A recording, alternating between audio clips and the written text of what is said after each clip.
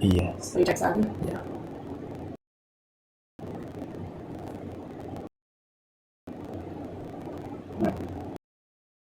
Live painting number 2.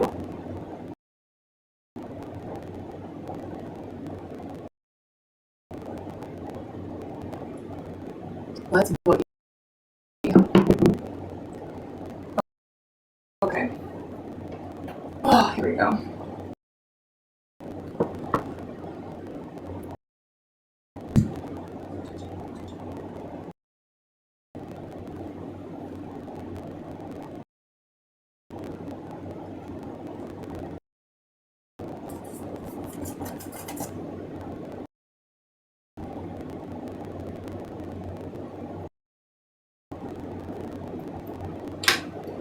Is it working? She says it's on YouTube and Instagram. Awesome. Okay, so now I'll start. Okay. Wow, I actually don't know how to start. Okay. Good thing I don't do this professionally. Alright, so this is live painting part 2. And if you were not here last week or you did not watch the first video, basically what I'm doing here is kind of walking through my paint process and how I start painting and the steps I take, the things I think about. It's not like your Bob Ross kind of vibe, but it's more organic. So that's how you guys will kind of see that process. So this was done last week, and now I'm just going to kind of start off with the first thought I have. So the first thought I have is red. Just from looking at the painting and kind of feeling what I think needs to work. And I think that this is something that, a lot of people, it's also just something I think that happens in life a lot. When people look at something or, whether that's something physical or a situation, I feel like a lot of the time people might not know what to do. But I feel like you kind of need to do something rather than nothing. It's kind of like, you are working on something for so long and you don't want to, be done with it because you need it to be perfect, but not the case here, y'all. We are not painting to perfection. We are painting the flaws, and all the flaws together turn into something quite beautiful, I promise. So kind of looking around, that's kind of where I feel it right now. And part of this more organic process is tuning into what I've experienced in the past, whether that's from 5 years ago or 10 years ago or last week or 5 minutes ago. So right now what I'm thinking is kind of like you don't, like right now I'm feeling a little lost with all of this COVID stuff happening. It would be really cool if there was just an X, that would mark the spot. Like if there was something I could put on my calendar to be like, this is when I can be safe and not have to worry about this crazy virus, and being able to actually make plans without any sort of risk. And that's just not ever going to happen, but I can sure as hell do it on my paintings. So I'm going to, which is why I'm doing all of these X's. Something that I'll probably bring up a lot is the stupid stage of painting. I feel like, a lot of people don't paint and feel like they can't be artistic because as they're painting, they don't like the way it looks. And that's okay. Every artist goes through a stupid stage.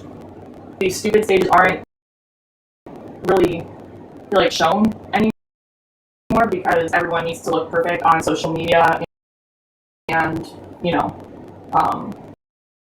their vibe. Everything needs to be perfection. But if you're sick of that, just like I am, then come here to me and I will be the person that will take you through the stupid stage and believe in your painting and your ideas, your creativity that will ultimately create something gorgeous, amazing, and genuine. It won't be something that's fake, and that's not to say that art, that kind of art is fake, but there's an art to creativity, there's an art of emotion, and that's the art I'm trying to capture, and that I try to encourage others to capture as well. Which is also why I am going into social work, because I feel that people need to have art in their lives, and I feel like being a social worker, I can help people incorporate that better. Okay, cool. Sweet. Wow, I never see that. Okay. And last week, I also mentioned how the corners of the painting, I feel like, are easily forgotten about, but they're what bring, the whole painting. It's what holds the painting together physically. So I feel like if you ignore the corners, they'll just your whole piece won't really connect the way it should. It's easy to cut corners, right? But you don't want to do that when you're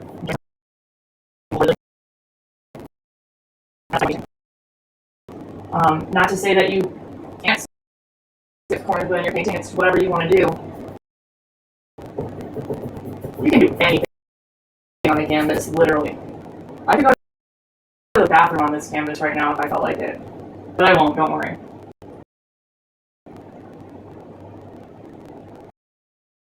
In my second life, I'm going to be a comedian. So.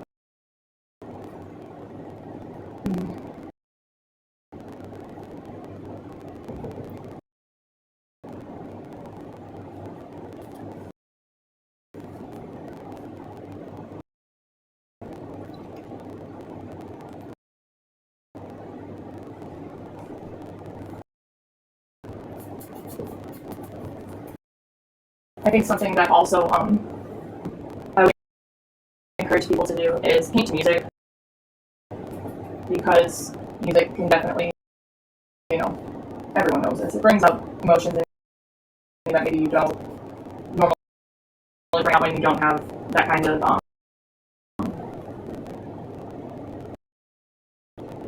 stimulus otherwise. Yeah. And what I'm doing now is not anything of art school thing that I've learned. It's just I'm looking at my painting and I'm feeling like, where do I feel like that needs to go right now? Because I get to decide. I get to make the mistakes, and if I don't like it, I can paint like over it and do it again, or I can just paint over it and let you see the mistakes, and that's what makes a beautiful painting, I think.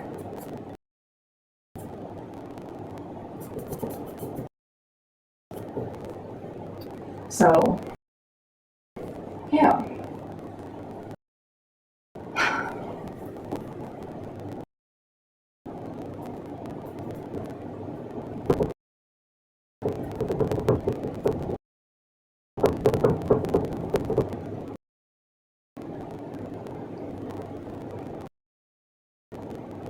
I also want to take this time right now to thank everybody that is watching, that will watch, that has watched, that has come to an art show, that has responded to my stories or messages regarding art, because it means to me that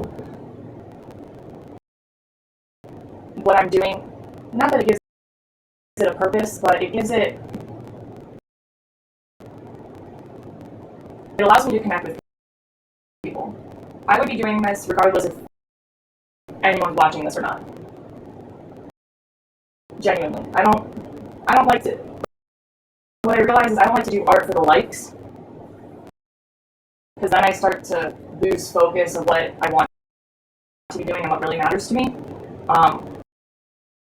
which isn't the case for everyone, and that's awesome that it's not. But for me, I want it to be something more than oh, that looks cool. I want there to be a message within it, and not. And again, it's not to say like I want to paint what people don't see, and I'm not, people are like, oh, you're an artist, you could easily do this, and this. I'm like, I can't do like a realistic self-portrait or a realistic, drawing of nature or anything like that. It would be very amateur looking, and and that is, it's an art to definitely be able to capture something exactly how it looks. I want to thank people for supporting me for capturing the things that they don't necessarily see, such as the emotions or feelings or creative expression, or I don't know, just to bring something from the inside out.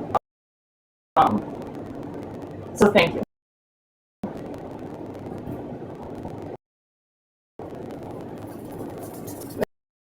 There are like a lot of people I would like to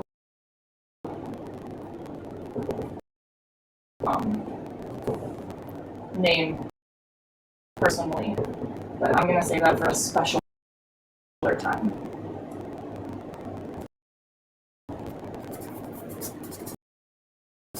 Okay, so that's red. And right now I'm feeling really comfortable about red. I feel like I filled it up where I needed to fill it, and where it's not, I'm okay with it right now. So I'm gonna move on to the next color. And I'm ready for yellow again. Super ready for yellow. Yellow inspires me so much. I don't know why. I feel like, not to say like I don't seek yellow out as a favorite color. Like I won't buy. I don't wear all yellow clothes or have all yellow notebooks or anything like that. It's just a very neutralizing color to me. In pretty much all of my paintings. So sometimes when I'm not sure what I'm feeling, I kind of turn to yellow as a default. But other times I'm like, yeah, yellow, let's freaking do this.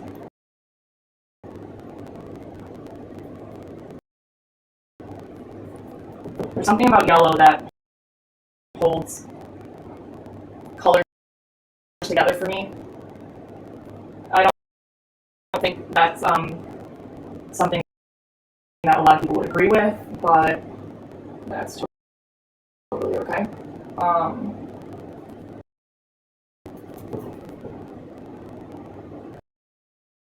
Something that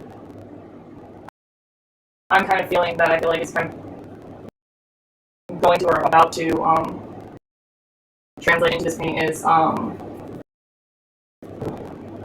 just, I guess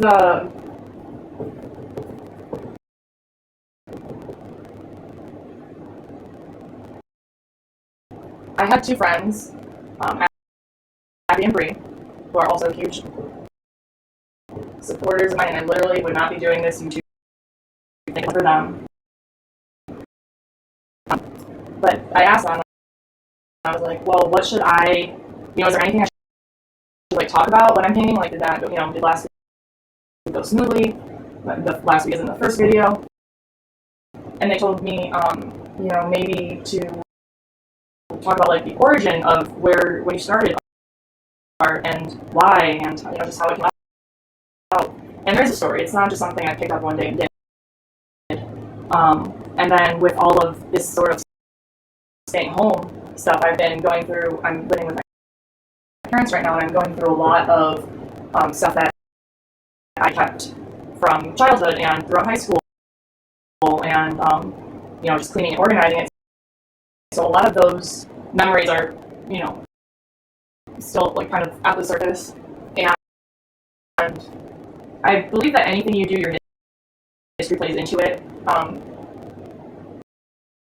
Not necessarily as a good or bad thing, but I mean, it's a part of who you are. It's your, you've experienced something, and then that's, it changes your lens of life and everyone is through their own lens of life because everyone experiences things differently and experiences all different things. So what you're seeing, like my painting won't look like yours because, we're two different people and we've experienced two completely different things, even if we're twins, or if I had a twin, not me being twins. I don't know who I'm talking to, but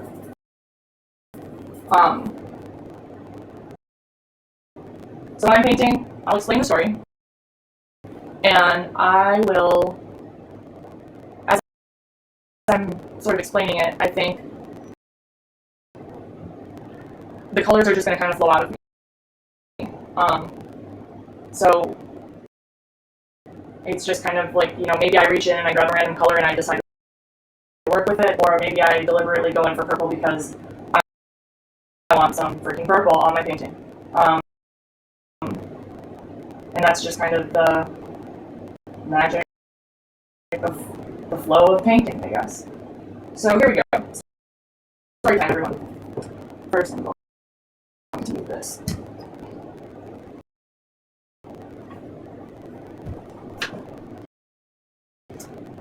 All right. I'm gonna start off with green. Get some greens and blues up in here.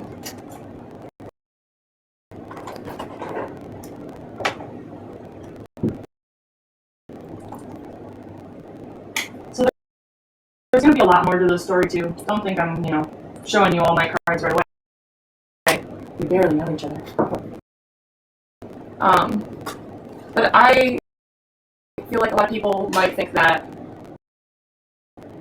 maybe people will have a different idea of me if they don't know what I've experienced in my life. I'm used to that too. I've had people be like, "Oh my God, you don't seem like that kind of person," or whatever. So let's start.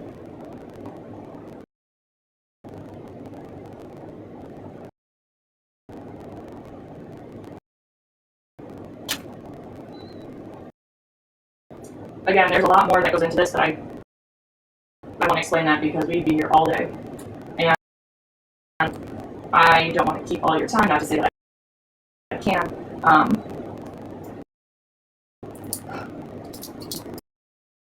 But instead of stalling, I'm just going to start.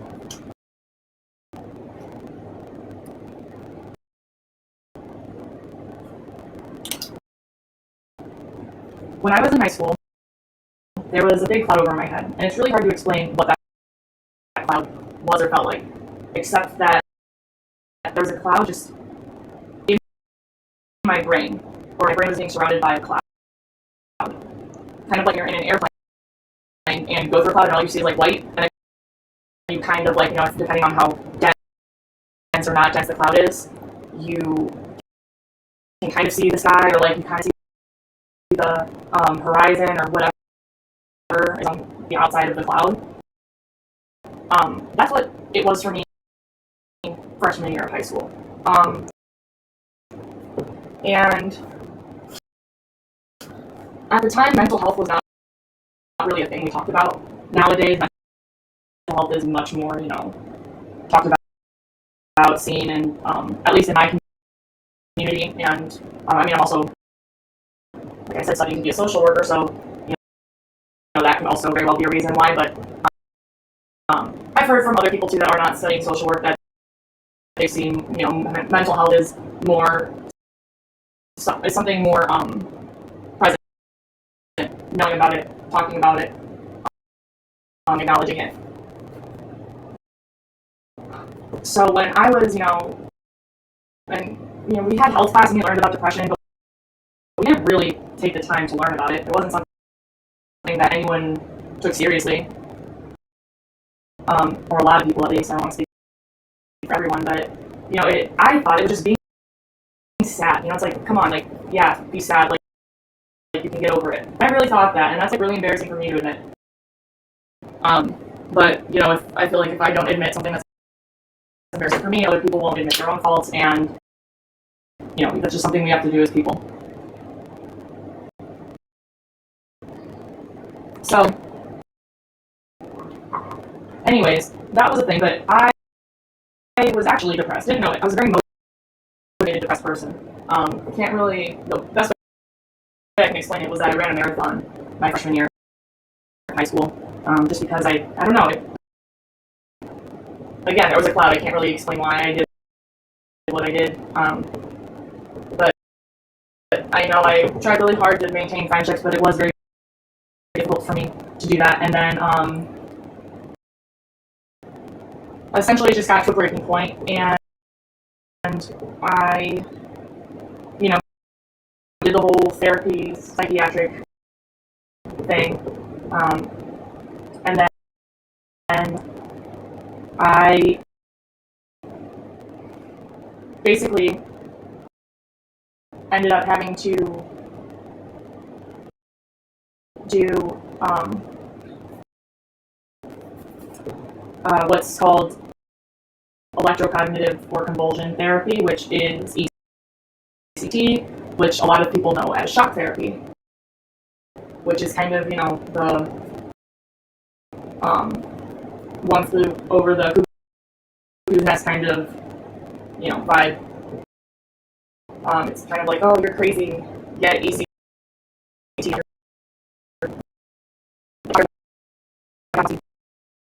Really crazy. I wasn't crazy. I was just really depressed, and a lot of medications weren't working. And essentially, what I learned later was that, there's different kinds of depressions. If someone in your family dies, or you have, or you're let go from your job, or something like that. It's obviously you're gonna feel depressed. And there's, it's chemicals in your brain, right? That's what depression is. And sometimes, so if you weren't depressed after, someone you were very close to died, I wouldn't have, you kind of psychopath, I guess. I don't know, it's just something that our brains do, right? When something that happens, we fall into the sadness, and depending how quickly or slowly we get up from it, we can classify it as depression. But mine wasn't getting better after medication, treatments, lots of different types of therapy, looking at sleeping and sleep patterns and stuff, and it was really hard to go through. I didn't understand what was going on. I didn't understand that there was something in my brain, chemically, my brain wasn't doing what it was supposed to be doing. And not necessarily the right way to do something, but for functioning purposes and for what our society and culture call for, my brain was not functioning properly.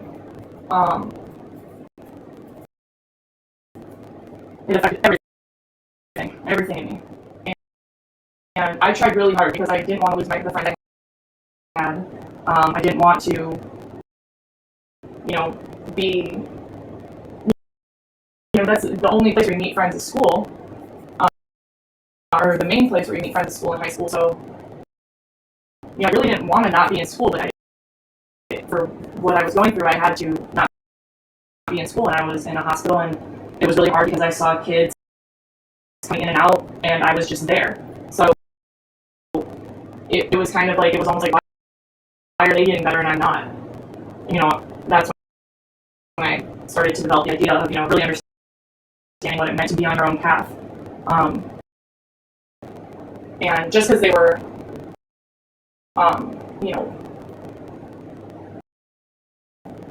what's the word? Discharged, just because they were discharged from a hospital obviously doesn't mean they were better. But, anyways. So essentially, I was in the hospital. Nowadays, they don't have as strict of rules as they did when I was admitted, but they, when I was going through the ECT procedure. And it sucked. It was how are you going to keep kids in this ratty ass, hospital? The paint was chipping from the walls. It was disgusting. And later I learned that the reason they didn't fix it was because they were working on a multi-million-dollar new facility for inpatient um, uh, psychiatric hospital. So and I've been there, and it's beautiful, and it's just not as a patient, but as a speaker. So, anyways, but it was really hard. And it smelled like it's not a place where you go to get better, right? Like, I'm not going to go to a dump if I want to do yoga, right? So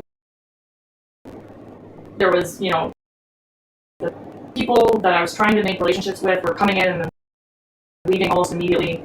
There was the crappy facility that, nothing could be done. Like, it was just something that was like way beyond any of the nurses or the social workers' control that were working at the time. And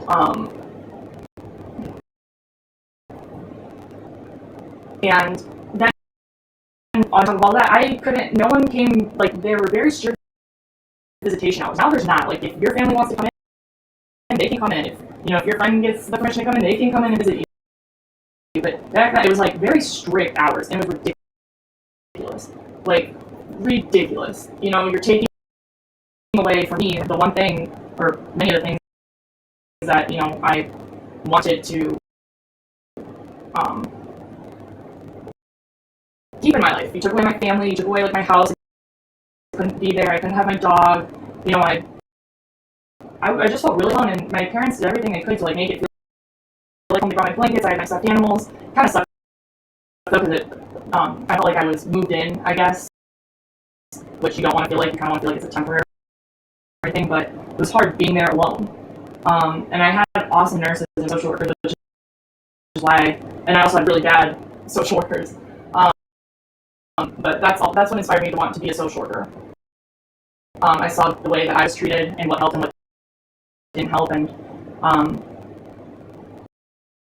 it was something that changed my life, definitely, and it made me want to go into social work. And then aside from that, they, when people, when you learn in Health 101, right, what should you do if you're feeling depressed? Exercise.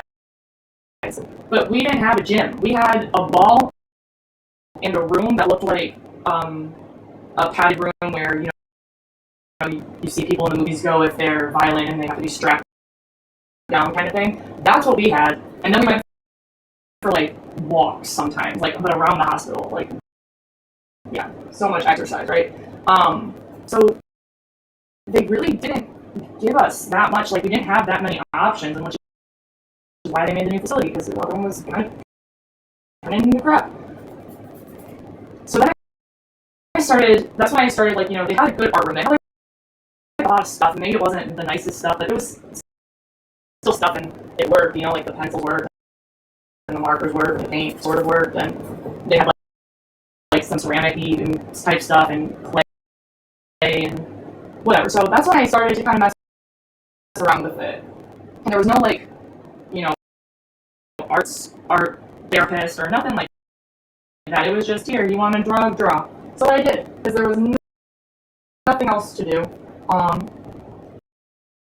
And yeah, so I did that. That's when that's when my foot was in the door. Coming out of that situation, I lost a lot of my memory, which was a side effect of the ECT, which is very strange to be, senior in high school or freshman in college or whatever, that age, and not being able to remember some of your friends that, were your best friends, or, I remembered them, but I didn't know why we were best friends. Like, I didn't remember what brought us together. Like, I didn't have the memories to be like, oh yeah, this is why we're such good friends. I mean, with my family, I forgot a lot about like the memories and the vacations, the good and the bad times, but I could at least say, oh, but they're my family, so I love them, and I know that they got my back, kind of thing, because that's just kind of I'm fortunate enough to be able to have that kind of family. And I just could not express myself. I could not figure out what was going on. It was very strange. There was no support group for, oh yeah, if you're this age and you don't remember anything and you've been through depression and you've gone through ECT, like there was no kind of outlet that way. So I turned to painting because I needed something bigger than markers. I needed something more messy and just more like something I can go, yeah, yeah, yeah, that kind of thing. I want that again.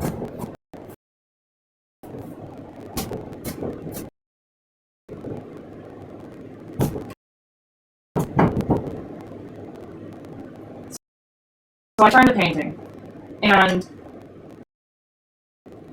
I didn't do anything with my paintings. I just kept them in my room because I didn't think of myself as an artist. I was like, these are just for me to paint when I want to because I don't know how else to express myself because I don't have the words, I don't have the friends, I don't have anything right now. And I mean, I don't want, if my family's watching, I don't want them to think I have them. It's just like, it was just really difficult for me.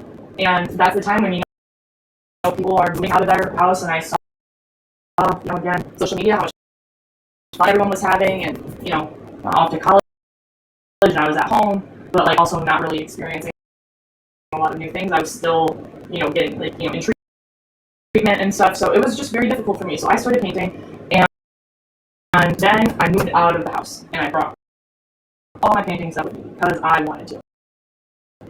And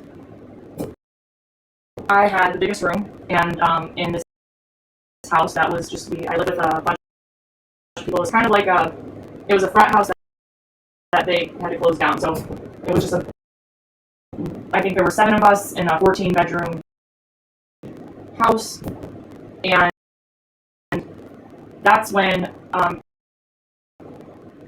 some of the people I lived with were like, oh, you paint? And I was like, well, yeah, but not really. I mean, I didn't look at it as painting. I look at it as just like making a mess almost, or just something that was pleasing for my eyes, something that I was able to think through and talk about in my head and just be able to really express the chaos that was going in my head. Like, it was so difficult to express that. And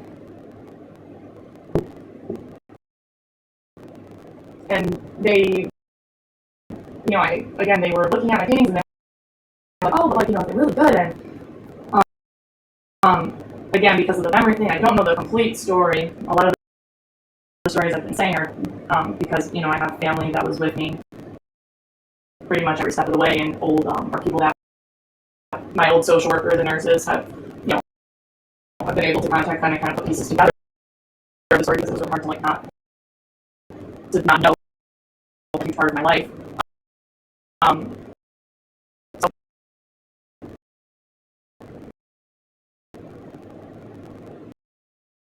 I was in Ypsilanti at this point, in the house with the 7 people, and from there I got connected with this Ipsy's a really growing artistic kind of community. So they put me in touch with the Ypsilanti First Friday Art Walk, which is where artists can, showcase their art without having to pay to feature their art, which a lot of artists have to do like in Ann Arbor, which is the city next door to Ipsy. But and then so I did that, and I had the best reaction from people about the paintings. They wanted to know more about it. They wanted to know what does it mean? What is the story inside it? Because there's clearly something going on, right? You can tell. There's a story behind, there's a meaning behind what I'm doing, what I'm painting. And I didn't realize how much people could relate to that meaning in their own way.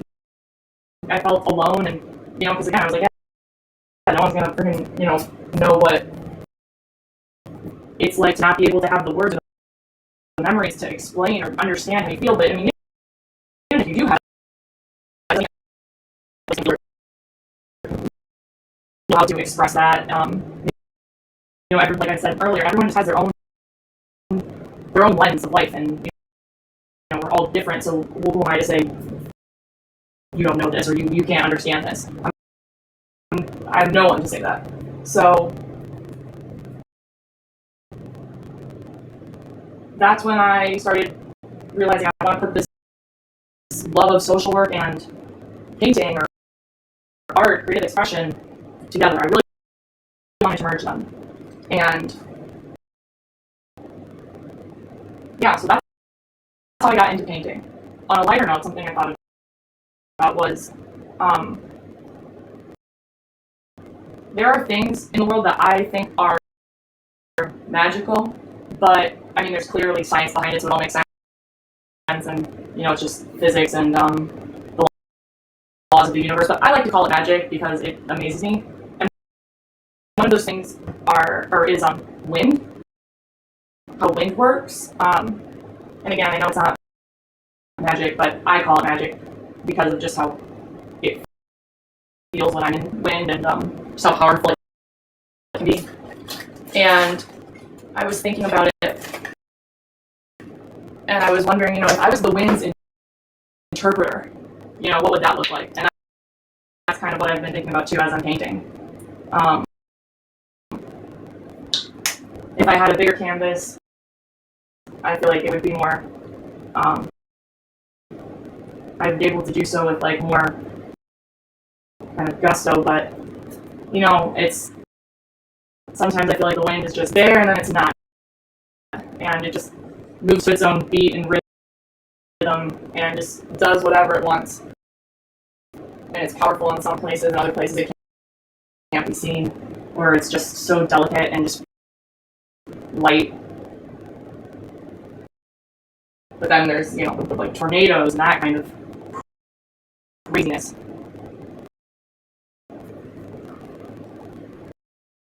So I guess part of the reason, I don't want people to necessarily think that, oh, there is this chick here and she's just talking to us and painting. I'm talking out loud about the things I think about when I'm painting, for the most part. And that's what I encourage you to do. Just think about something, right? And then let whatever from your brain to your mind, or if you want to paint with your feet, from your mind to your feet, and just let it out and let it be what it is. It might not be beautiful right off the get-go, but it's something that you need to work on. I feel like a masterpiece isn't something that happens in like a minute or an hour or a day. It's something that takes a lot of work, and that's okay. You don't need to come up with 10 masterpieces. Even if you get one, I feel like that's amazing, and you get to work on it. Like I've had things that I've been working on for 10 years, and I still might add something to it because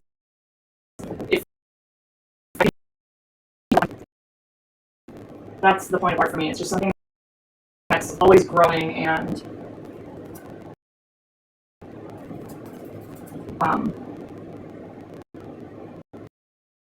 growing. I think that's the perfect word.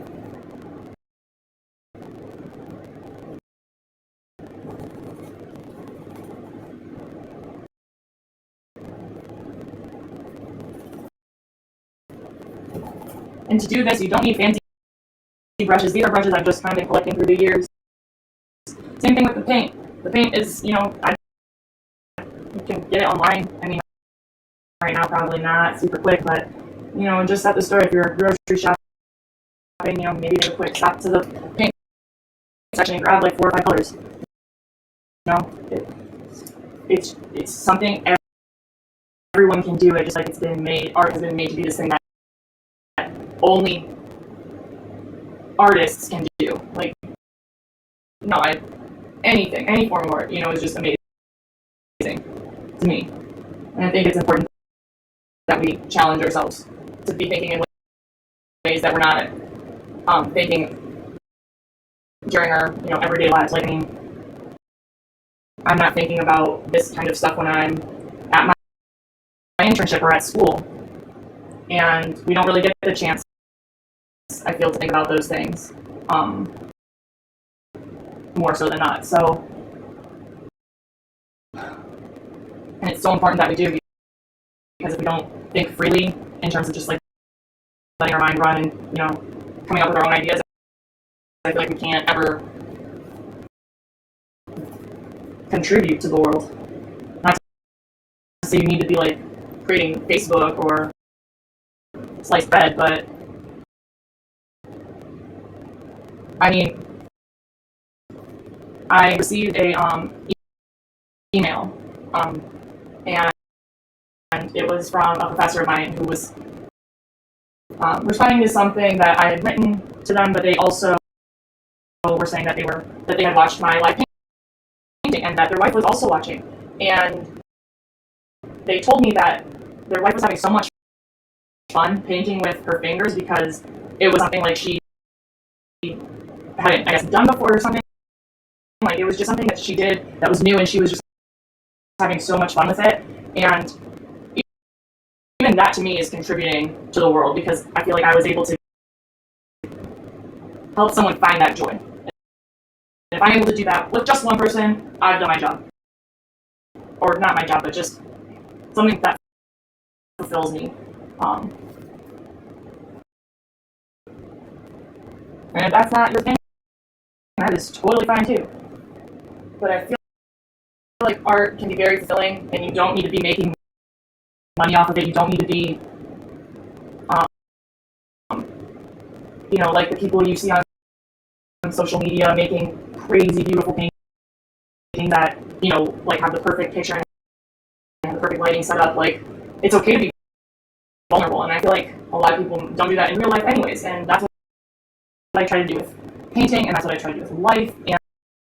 And sometimes it's kind of weird because you meet people that think you're crazy, which is great. I love having that label. I would be offended if you didn't think I was crazy.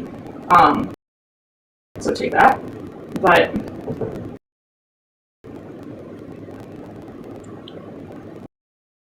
yeah, I think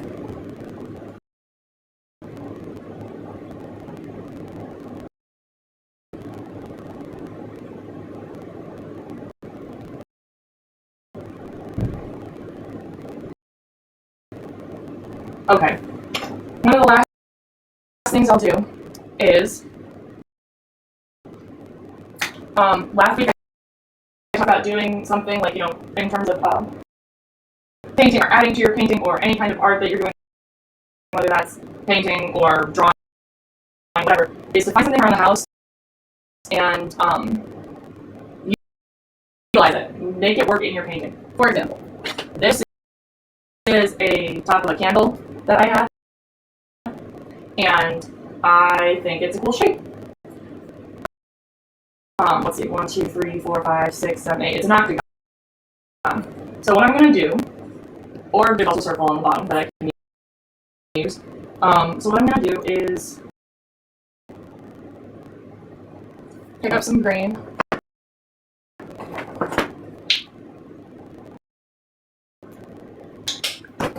And paint on the top of it. Last week I think I used a wine cork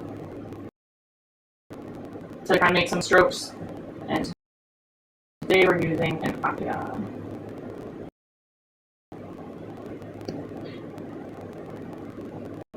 Cool. And this will go right there. Alright.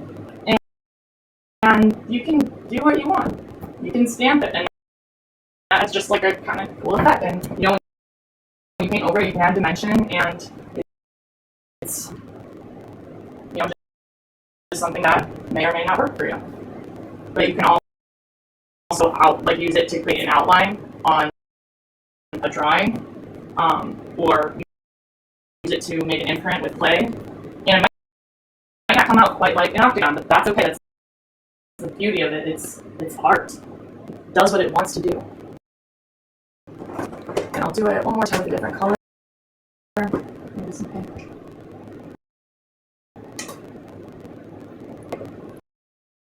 You also don't even need to paint over it. You can just kind of splotch it on and see what happens. I mean, that might have been kind of obvious. You can twirl it in some weird ways and kind of get some, accents on something that may or may not look good. But again, it's like you can take risks while creating. You don't. Pencils have erasers, and that's great and all, but use your mistakes. Make it a part of your piece because it's a part of who you are. And if you don't think that it's beautiful, you have a lot of work to do, my friend.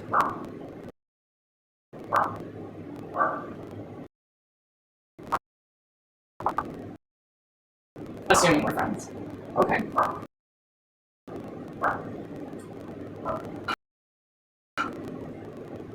And then we'll do one more shape. Let's see what I got.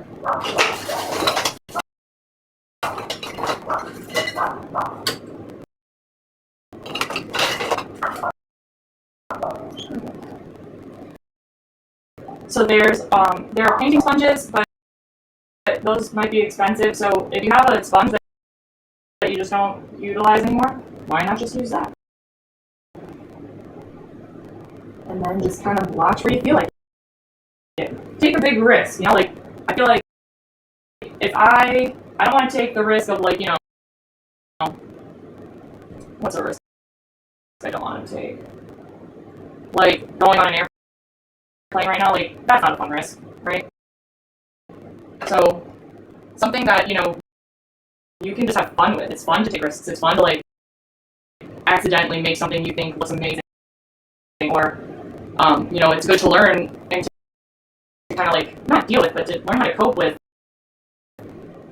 taking a risk and making a mistake. Like that's totally okay. And especially for something as low risk as painting, it's just for you. It's to get your story out, to get your feelings out onto a canvas, just in a different way. And people look at poetry or different forms of art, music.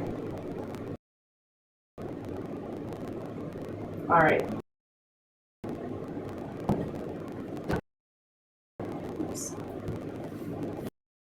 I'm gonna add a little bit more to the top, I think, and then we'll wrap it up. Something else that's magical to me is the mixing of colors. Again, I know that there's a science behind it. I know that the pigment and the light and da da da da da. But it's magic to me. So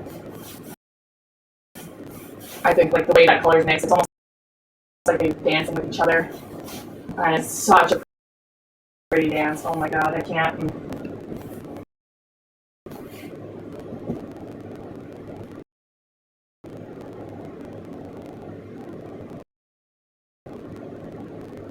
Can explain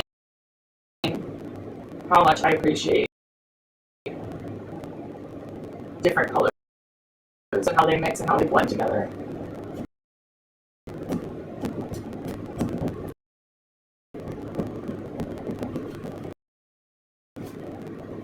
There are no wrong answers when you're painting. None.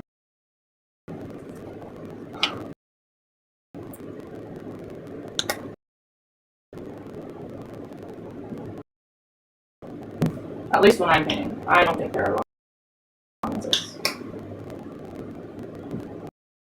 And it's scary because it's we think there are so many wrong answers right now.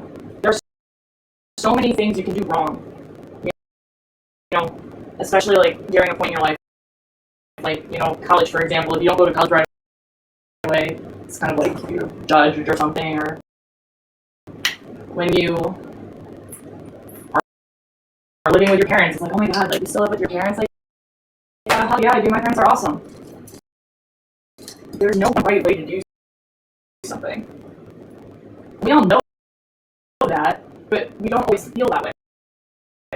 Especially when we feel we're doing the wrong thing. And I feel that way too. But it's just something that, and that's what painting helps me with, is kind of repeat that mantra of, yes, there are mistakes, but it's a part of my journey. And that's okay. What I'm going through isn't what you think. I'm allowed to be different.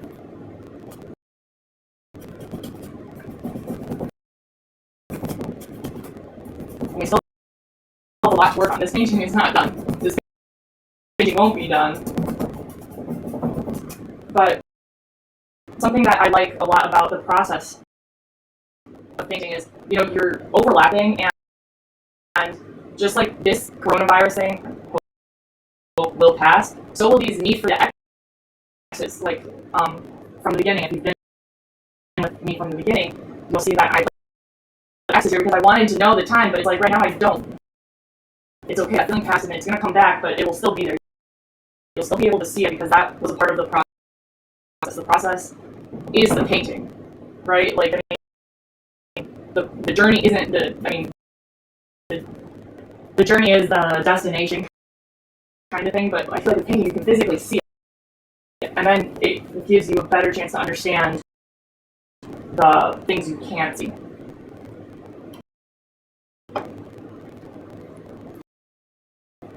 Oops.